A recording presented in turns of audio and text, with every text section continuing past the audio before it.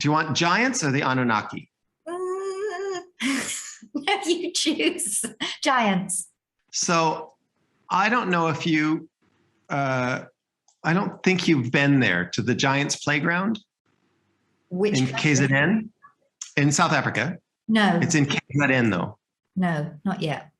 So Claire Yanish, did you meet Claire? No, no, I haven't. I think she's on our Oh, group, isn't she? yes, on one of the most spectacular women brains on the planet. Anyway, Claire said to me, "Hey, listen, you know, next time you come down, I want you to come and check out these weird rocks by me."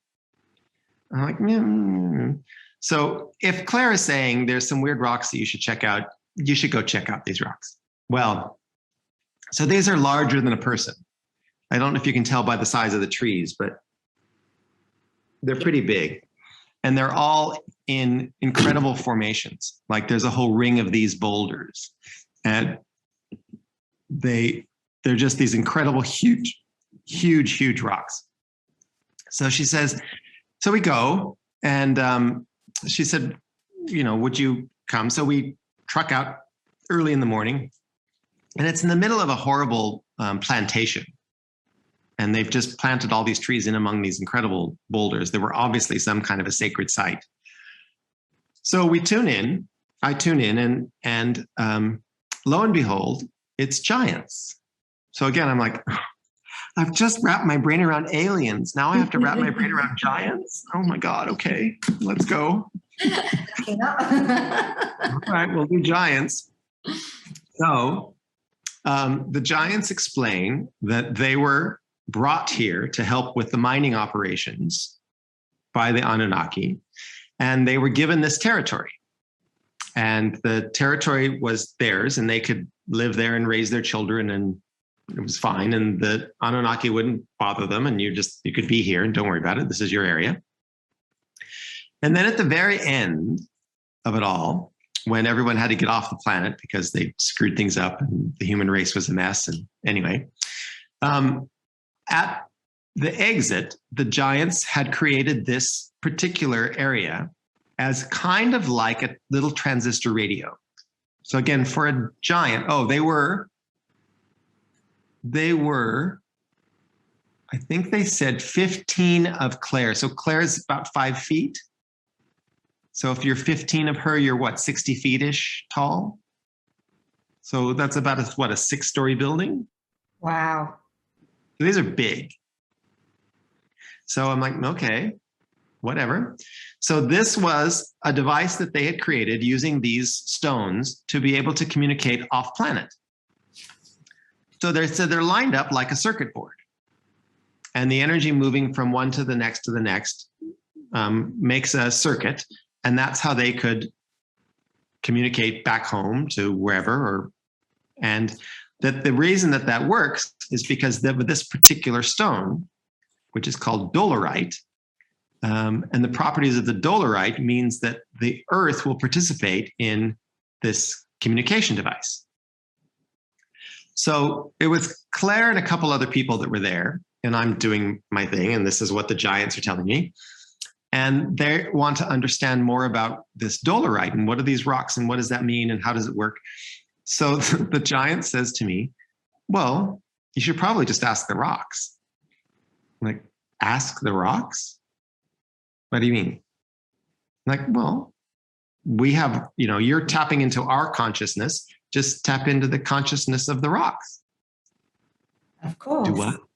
Do what? So I go, all right, let's see if I can dial into the consciousness of the dolerite rocks. So it was the most extraordinary experience. Now I'm channeling, sight whispering to the dolerite. So the dolerite explains that when Gaia was building the planet, when she was figuring out all the things to make this planet this incredible school of unconditional love that it is, lots of consciousnesses in the universe wanted to participate. This sounds like a cool project. I'd like to be involved, So dolerite helped establish the energy lines of the grid work of ley lines or whatever lines there are, telluric lines. So that was Dolerite's thing, was these lines of communication, and wanted to help the planet have these direct, clear lines of communication built into the structure of the planet. Like so Gaia said, So Gaia said, sure, that would be great. I'd love that help. So the consciousness that was Dolerite helped in the formation of the planet to get these lines established on the planet, but fell so in love with the project and said, this is such a beautiful thing. And this whole unconditional love project, I want it to succeed. I think this is beautiful. I want to stay here. I don't want to just return to just pure consciousness. I'd like to take physical form here. So the agreement was made that it could condense itself into the form of this mineral. Okay. So that's the purpose of this Dolerite. So when the giants came, it was Dolerite because it has this piezoelectric ability. It was the perfect thing for them to build this radio transmitting place. So then we jump so now I'm jumping between talking to the Dolerite, talking to the giants, and everyone's minds are just kind of like, okay, sure, all right. So then someone said, does this still operate? And the giants said, well, it doesn't look like it, but I think if you stand between the rocks, you can still feel the frequency run between the stones. So when you stand between the two tall ones right here, yes, it is a full body electrical hair stands up, goosebump situation. When you stand between these rocks, it is unbelievable what goes on if you stand between them or you crouch between some of them. And it's just the most incredible sensation. And I think that we felt that there was incredible healing potential for that if you could lay on some of those stones, and when you lay on them, you just melt into the stone, and you can just feel all the electrical alignments from all the meridians start to just straighten up. Was the sensation we had was it was like your meridians get straightened out, that it just runs. So it's like acupuncture without needles. and of course, if your meridian lines are straightened out, then the energy can flow through you so much more effectively and efficiently, which means healing takes place more easily, because what is dis-ease? It's, energy not able to flow freely through your cells, through your body in different ways. Oh, how wonderful. How wonderful. Yeah. So that's the giants playground. So yeah, it's been an incredible experience of learning. And I think one of the things that my biggest takeaway is the universe, the world that we inhabit is far more fascinating than anything I could have imagined. I mean, I started thinking, well, yeah, I can talk to the animals and the trees, and that's all lovely. And, Mother Earth and Pachamama, and I get all that. Okay, aliens. All right. Okay, we got aliens. Okay, giants. Okay, we've got giants. Okay, we've got the stone people, and in indigenous culture, they're always called the stone people. They're never called the rocks. They're called the stone people. Yes. I just always thought that was just charming. No, and it gives you an appreciation to see that everything has consciousness in a completely different way from how we may view consciousness in the sort of forms that we are. And have loved the wisdom that you've brought forward from all these sites today. I mean, we go back to Ireland and the women saying, in terms of creativity and dreaming together to create a solution, but in terms of creativity, once you've created something, let it go. You don't want to create the same thing twice. It's always about evolution, and then we had the insights in time, of healing across time. So not just across space, which is what we talk about here, distance healing, but also across times. So this is the beauty of healing up the ancestral line. And this is the reason that it changes you, because if you've healed back in time, and there is no time, it's all now, then of course your now moment shifts and changes.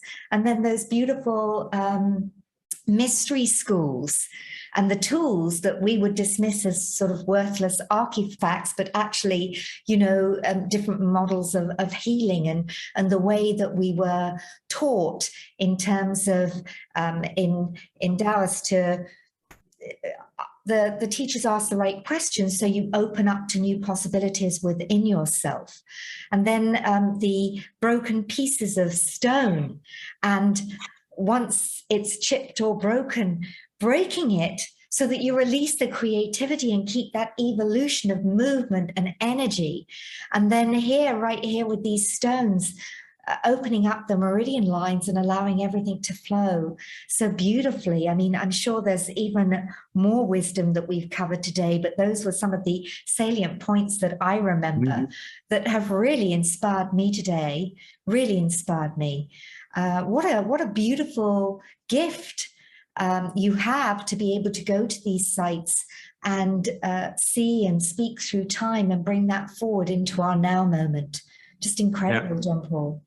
Yes. Well, that's what started the whole idea for the documentary series, was to say, well, let's go to these sites. And, when we're at the Giants playground, let's work with a geologist that can explain what are the piezoelectric properties of dolerite. I know that word, but I don't know what it really is. And what does it mean, for mass and shape? And let's talk to some of the Bushmen that lived in this site and used this as a teaching place. And let's pull all of that together as best we can. Let's look at an archaeoastronomy. Where do these stones point to? Yes. What are the shadows created when the sun rises or sets across these three? What happens then? What stars are aligned to them? Yeah. So many connections to make, and I look forward to our next discussion when we'll take this even further into some of the other areas of work that you do.